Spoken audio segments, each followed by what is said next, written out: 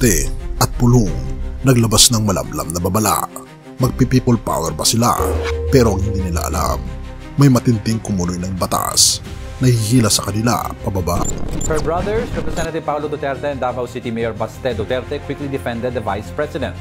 Representative Duterte condemned the impeachment, calling it baseless and politically motivated. Davao City Mayor Baste Duterte posted a cryptic message on Threads. He said, "Cornered animals become aggressive," and tagged House Speaker Martin Romualdez and President Bongbong Marcos. Mahirap mag-react kung hindi natin nababasa kung ano yung official statement nila. Baka masobrahan o magkulang yung reaction. So kailangan natin natin. Alam mo ba kung ano ang mas mapanganib sa isang galit na tao? Isang taong galit pero hindi niya alam kung saan niya dapat ituon ang kanyang galit.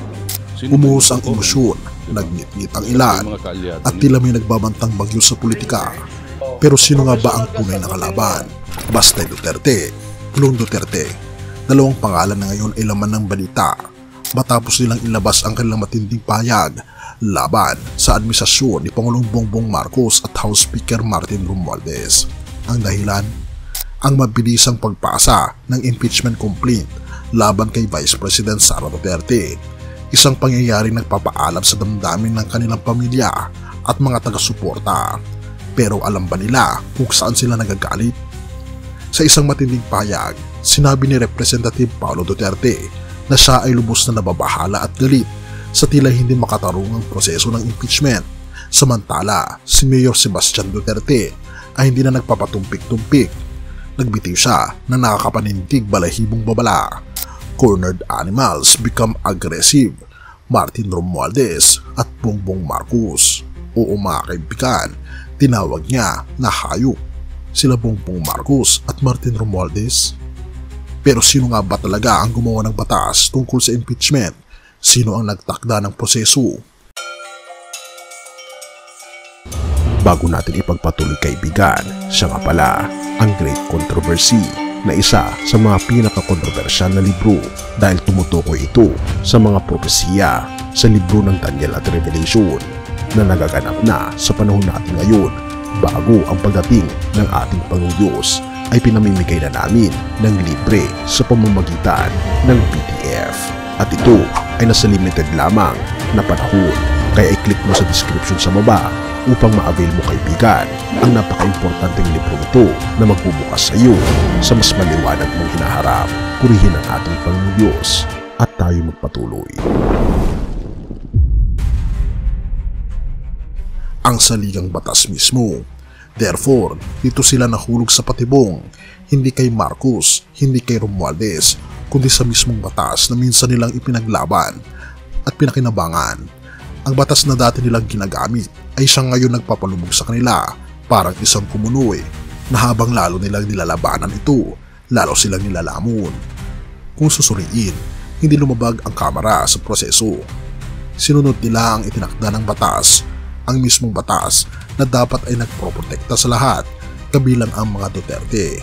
Therefore, kung galit sila sa impeachment, dapat ba silang magalit sa mga nagpapatupad ng proseso o sa sistemang kanilang dating pinagtibay?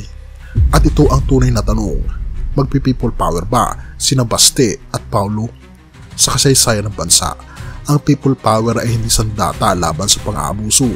Pero paano kung mismong batas na kanilang sinusunod noon ay siyang bumabaliktad sa kanila ngayon? Kung sakali mang may people power na mangyayari, sino ang talagang kalaban? Ang batas, ang proseso, o ang sarili nilang anino?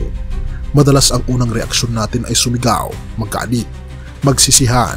Pero ang batas ay hindi emosyonal, hindi ito natitinag sa galit, hindi ito nagpapadala sa banta. Ang batas ay batas, walang kinikilingan, walang kinatatakutan. At habang patuloy silang nagpupumiglas sa kanilang galit, lalo silang lulubog. Therefore, sino talaga ang dapat sisihin? Ang mga sumusunod sa batas ba o ang batas mismo na minsan nilang ginamit ngunit ngayon bumabalik laban sa kanila? Ikaw na kaibigan ang humusga. Have mercy, O God. Santiago 1 verse 20. Sapagkat ang puot ng tao ay hindi nakakatulong sa katwiran na nais ng Diyos. Ang galit ay isang natural na damdamin.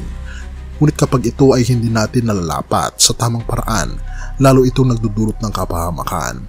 Maraming tao ang nagagalit sa isang sitwasyon pero ang hindi nila alam, ang batas na kanilang sinusunod doon ay siya ngayong bumabaliktad sa kanila. Sa ganitong panahon, dapat tayo magpakumbaba at magtiwala sa ating Panginoon Diyos. Hindi natin maaring gamitin ang galit bilang sandata sapagkat ayon sa Santiago 1 verse 20, hindi ito nakakatulong sa katwiran ng ating Panginoon Diyos. Sa halip, hanapin natin ang katarungan sa kanyang pamamaraan at magtiwala na siya ang gagawa ng tama sa tamang oras. Purihin ang ating Panginoon Diyos at tayo manalangin. O aming Panginoon Diyos na makapangyarihan sa lahat, salamat sa iyong karunungan at sa paalalang dapat naming ituon ang aming puso sa katwiran at hindi sa galit. Sa gitna ng mga pangyayari sa aming bansa, tulungan niyo po kaming maging mahinahon at magtiwala sa iyong katarungan. O aming Panginoong Diyos, ipinapanalangin namin ang mga namumuno sa bansa. Bigyan niyo po sila ng tamang pangunawa at pusong nagmamahal sa bayan.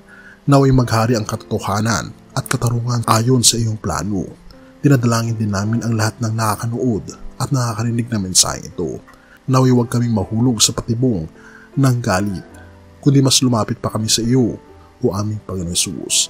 Bigyan po kami ng pusong mapagpatawad, isip na may dunong at espiritong handang sumunod sa iyong kalooban.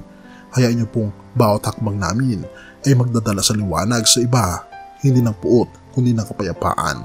At tulungan kami na mas makilala po namin ang aming Panginoon Kristo sa aming buhay, mula ngayon at magpakailanman. At salamat sa pagdinig ng aming mga panalangin at patawarin po kami sa lahat ng aming pagkukulang at pagkakasala sapagkat itong samang tiling sa matamis na pangalan ng aming Panginoon Jesus. Amen.